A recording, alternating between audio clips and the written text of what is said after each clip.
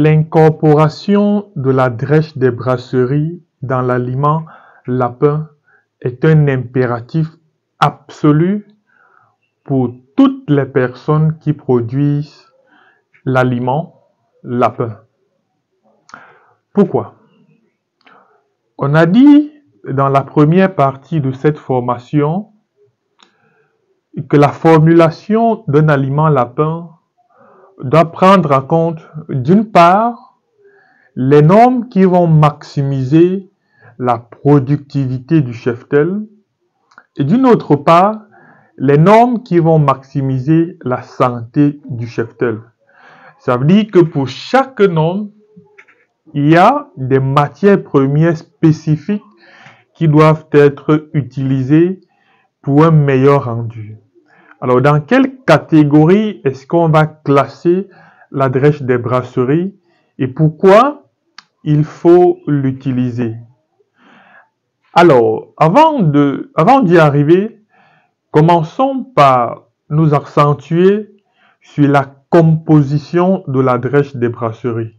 Après, dans sa composition, on sera fixé sur ce qu'elle apporte dans la nutrition et on verra donc où l'incorporer ou alors dans quelle catégorie la placer, à quelle proportion l'incorporer et avec quelle autre matière première il faut l'associer pour obtenir le meilleur résultat possible.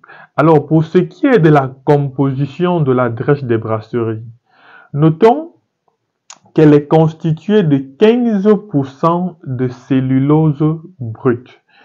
À côté de la cellulose brute, elle contient 470 grammes par kilogramme de matière sèche de NDF. Quand je dis NDF, ce sont des fibres au détergent neutre. On a suffisamment expliqué cette expression dans la partie 1 de cette formation. Elle contient également 7% de matière sèche d'amidon. On a aussi expliqué l'importance de l'amidon pour des femelles qui sont en lactation. Plus loin, elle contient 180 grammes par kilogramme de matière sèche de ADF. ADF, fibre au détergent acide. Donc, d'après ce qu'on a dit, vous êtes supposé le savoir déjà.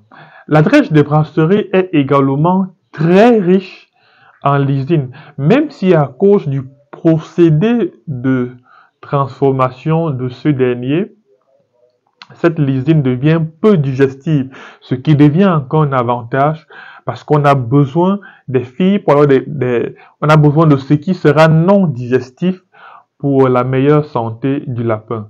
Alors, au regard donc de cette composition,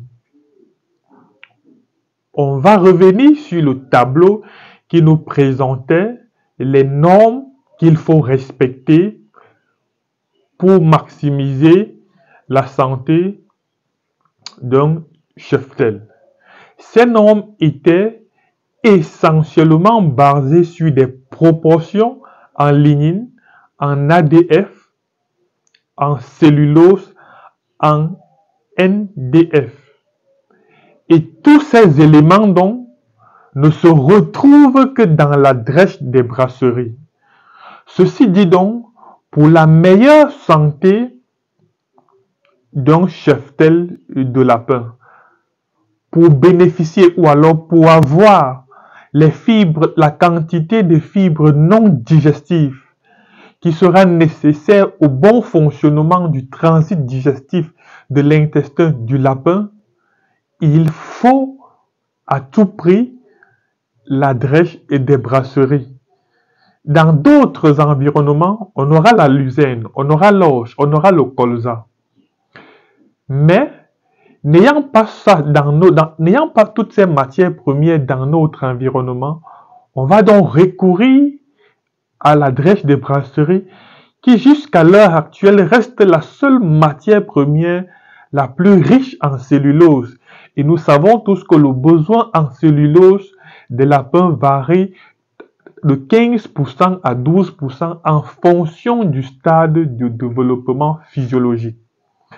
Alors, à quelle proportion donc on va incorporer la drèche des brasseries dans l'aliment pour pouvoir bénéficier d'une quantité suffisante de ADF, de NDF, de cellulose et de lignine?